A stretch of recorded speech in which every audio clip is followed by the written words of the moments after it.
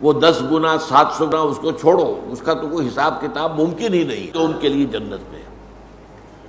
یہ میں بہت دفعہ واضح کر چکا ہوں کہ جنت کی نعمتوں کا جن کا ذکر قرآن میں ہے، یہ اصل میں جسے عربی میں کہتے ہیں نزل، یہ نزل ہے، وہ چیزیں جو ہم جانتے بھی ہیں کہ جو بھی وہاں کلما رزقوا منها من ثمرۃ رزقا قالوا هذا الذي رزقنا من قبل، آم دیا جائے، اچھا یہ آم تو ہم کھاتے تھے، دنیا میں بھی کھاتے تھے، اس آم کی جو لذت ہوگی اس کا آپ تصور بھی نہیں کر سکتے دنیا کے آم میں، تو نعمتیں وہی ہوں گی، لیکن یہ نزل ہے۔ نزل کسے کہتے ہیں عربی زبان میں؟ نزیل کہتے ہیں، نزل ینزل، اترنا۔ جیسے ہی کوئی شخص آپ کے دروازے پر آیا اور کسی سواری سے اترا، گھوڑے پر چڑھ کے آئے گا اس سے اترے گا، اونٹ پر سوار ہوا تھا اس کو بٹھا کر اترے گا، کار پر آیا کار سے اترے گا، نزیل ہے اب یہ۔ تو فوراً آپ پیش کرتے ہیں کوئی موسم کے مطابق، کوئی ٹھنڈا کوئی گرم، وہ تو بھاگ کر فوراً پیش کر دیں گے، اس کو کہتے ہیں نزل، جو کسی مہمان کی آمد کے فوراً بعد پیش کر دیا جائے۔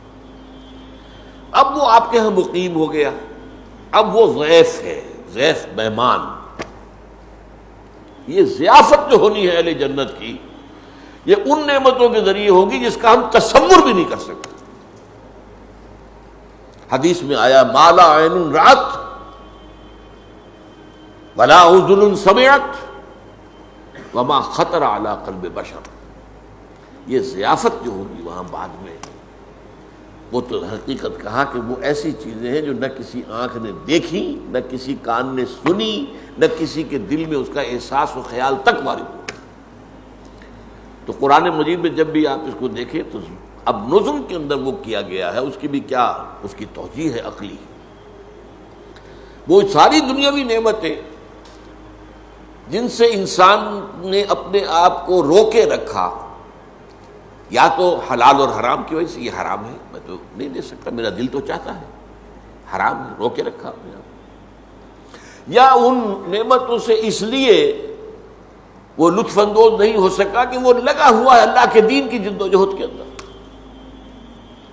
اچھا کھانا اچھا پہننا حرام نہیں ہے۔ قل من حرم زینۃ اللہ التی اخرج لعبادہ والطیبات من الرزق، اچھی کھانے کی چیزیں کس کے لیے بنائی اللہ نے؟ یہ پھل کس کے لیے؟ دنیا میں تو یہ اہل ایمان کے لیے تو ہے، کافروں کو بھی اللہ دے دیتا ہے، لیکن خالص ہو جائیں گی اہل ایمان کے لیے قیامت کے دن، پھر وہاں کافروں کا حصہ نہیں ہوگا۔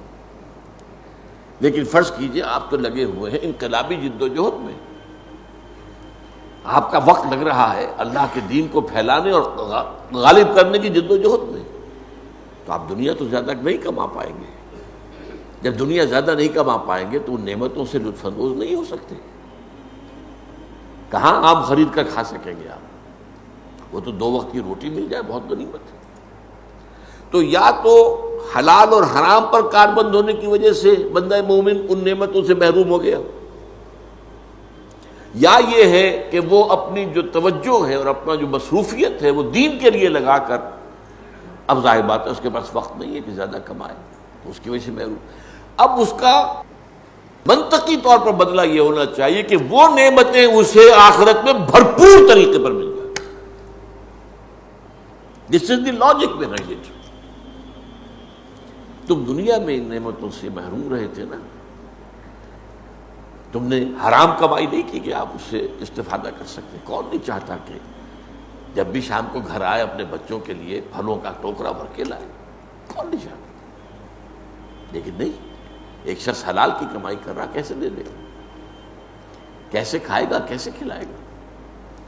تو اب یہ جو ہے، اسی لیے میں کہا کرتا ہوں، کچھ لوگ کہتے ہیں یہ کیا بات ہے قرآن کرتا ہے، یہ شرابن طہورا ہوگی اور یہ شہد ہوگا اور یہ دودھ ہوگا اور یہ پھل ہوں گے اور یہ باغات ہوں گے اور یہ حوریں ہوں گی اور یہ ان کے خدمتگار غلمان ہوں گے، یہ کیا چیزیں؟ یہ بعض لوگ جو ہیں جن کے اوپر ذرا تصوف کا رنگ چڑھ جاتا ہے، وہ ہے اپنی جگہ پر۔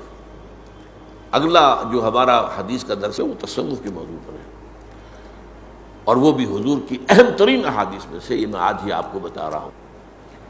لیکن جن پر یہ رنگ چڑھ جاتا ہے وہ پھر کہتے ہیں یہ کیا جی، یہ تو کچھ سمجھ میں نہیں آ رہی، سینشول جو یہ گریٹیفیکیشن کی چیزیں جنت میں بتائی جا رہی یہ تو بڑی گھٹیا چیزیں ہیں.